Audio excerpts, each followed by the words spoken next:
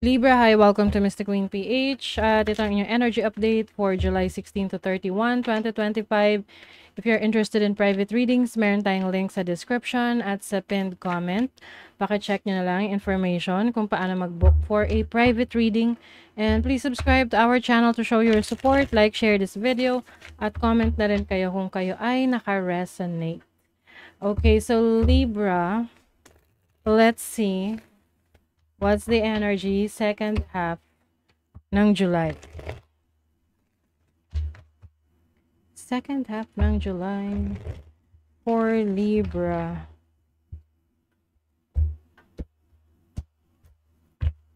Overall energy, possible challenge, opportunity, blessing. Okay, so transformational ang energies for you ngayong second half ng July. Meron talaga kayong kailangang kaharapin ngayon na pagbabago. Pwedeng ito yung mismong pagbabago ng sarili mo. Kasi pwedeng itong pagbabago na to ay ikaw mismo, yung tipong ikaw yung mag-i-initiate ng pagbabago. Dahil na-realize mo, ayaw mo nang mamuhay sa isang magulong sitwasyon or sa isang sitwasyon na kung saan marami kang limitations, hindi mo nagagawa yung gusto mo. So now is the time to make that change. Kumbaga nagkakaroon ka ng awakening, spiritual awakening. This can be, pwede naman spiritual awakening, pwede ring personal awakening mo na nare-realize mo kung ano yung mga bagay na dapat mong baguhin sa attitude mo, sa pananaw mo, sa mindset mo. You have the Four of Swords, bottom of the deck. So this is about pananahimik. So iba sa inyo pwedeng you are in solitary, no? Yung tipong umiiwas ka sa maraming tao, hindi ka masyadong nakikipag-usap. You are focused on healing, focus on yourself. You have the Four of Cups and then the Chariot. Maaari kasing you realize na meron kang na-miss out na opportunity. This can be opportunity for a relationship or opportunity na, let's say, sa trabaho or career mo na importante na parang doon ka nag-focus. Tapos nakalimutan mo na yung sarili mo or nakalimutan mo na yung ibang bagay na importante pa sa'yo. Oo. So ngayon, you know what to do. The Hermit, lumabas ulit siya kasi kanina lumabas yan habang nagsha-shuffle ako. So, the Hermit is isolation, reassessing your situation. You're trying to connect to your higher self, Libra. You are meditating more, no? So, maaring alam mo ngayon yung mga naging pagkukulang mo, yung mga bagay na pwede mo pang i-improve sa sarili mo, sa relationships mo sa iba. And I think you are mas alam mo ngayon yung direction na gusto mong tahakin. And yun yung malaking pagbabago para sa'yo. Hindi mo man siya minamadali sa ngayon, pero you are taking that step, no? One step at a time. Yes, there's definitely clarity for you. Mas nangingibabaw ngayon yung pagmamahal mo sa sarili mo, sa mga taong importante sa'yo. So, the Ten of Swords is transformational for you na sabihin na nating medyo mahirap yung sitwasyon na yan. Kasi, let's say, kumbaga sa, analogy, difficult situation sa relationship, for example, na kailangan mong pagdaanan yung betrayal, yung pain na binigay ng person na yan sa'yo. Pero in the end, marirealize mo na nakabuti pa talaga sa'yo yun. You get my point? Na kahit mahirap siyang pagdaanan, at nung na-overcome mo na-realize mo na, worth it naman pala yung nangyari. Kasi at least nasa mas magandang sitwasyon ka na. So, another example, challenging situation sa trabaho mo, na iba nawala ng trabaho. At Para sa iba, it's devastating kasi hindi mo na alam kung ano yung pagkakakitaan mo na. Pero yun kasi yung way ng universe para sa'yo na maghanap ng ibang direction para mas maging matatag ka, para mas mailabas mo yung kakayanan mo, yung iba mo pang abilidad na natatabunan lang. Oo.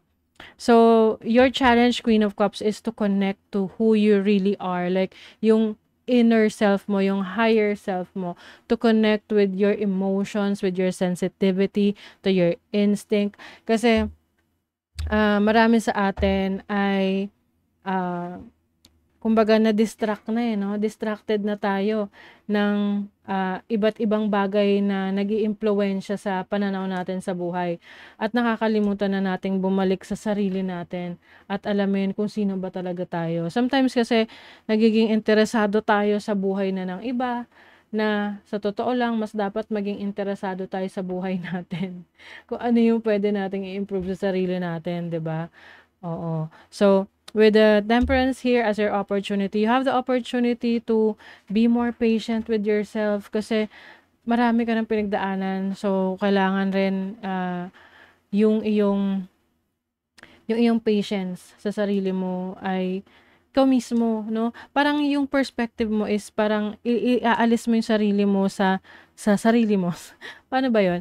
Ah, like you're looking at yourself as someone who is different, but at the same time caring for that person. You get what I mean?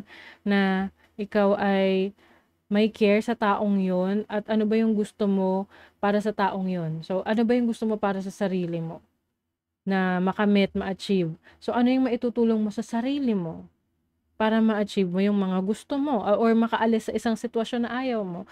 So, yun yung realization mo and that is a blessing for you kasi I see you na changing yung sarili mo, changing yung situation that you are in, mas masaya ka. Oo. You are embracing your emotions, you are embracing who you really are. Tignan natin sa money, career, finances, Queen of Swords, Ace of Pentacles. There is a new opportunity for you to start a career, a business, or a project na magdadala ng pera sa'yo. At yan ay mag-a-align sa iyong destiny, sa iyong pangarap, sa iyong mga goals. So, just keep pushing. At kung ano man yung mga bagay na alam mong hindi nakakatulong sa'yo, that you will just feel distracted, iwasan mo na yon. And I think tatanggalin mo na yan sa buhay mo. Sa love life, you are moving on. Alam mo kung ano yung worth mo. Alam mo kung ano yung worth mo, Libra. You know your worth and you will not settle for anything less than what you deserve. Hindi ka na magtsatsaga sa mga taong hindi mapagkakatiwalaan, manluloko. Nagte-take advantage lang sa'yo. So, you are in the process of healing. So, maging bukas ka dyan sa pag-heal na yan. Kasi sa totoo lang, the moment na maging completely healed ka, maraming magbubukas na opportunity sa'yo na hindi mo akalain na ma-experience mo. Oh my God, see? You have the butterfly. Ano bang symbol ng butterfly? It's about transformation. Endings, new beginnings, metamorphosis. 'Di ba? You are finally taking care of yourself and surrendering to the divine. Oh, waterfall. This is about letting go. Letting go of the things that are no longer serving you. This is about transformation and being open. Pagiging bukas sa oportunidad. Thunderbolt. Oh my God. Ito yung bagong opportunity for you. There is going to be an idea, parang eureka moment para sa'yo. Na marirealize mo na, uy, ang gandang magandang idea to. Fresh ideas. Like there's a force in you para gawin na yon. May mga bagay, sitwasyon para mag-align yung universe, no? sa mga bagay na dapat mong gawin or simulan. Yung environment mo, mag-a-align yan, magiging supportive yan sa mga ideas mo. Beware of greed. Ayan, mag-ingat dun sa mga taong mapanlamang.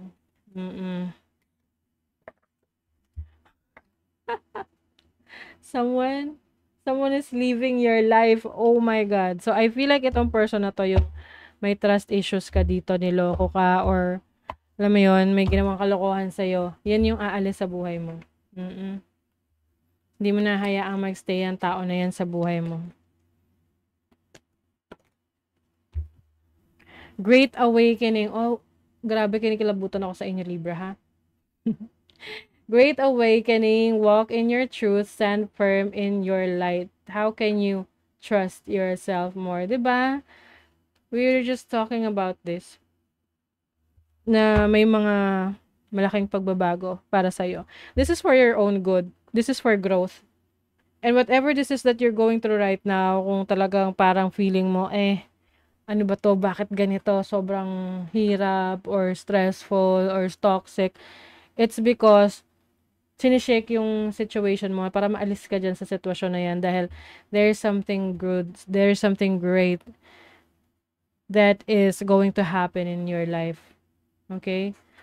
So, that is your reading, Libra. Thank you so much. See you again.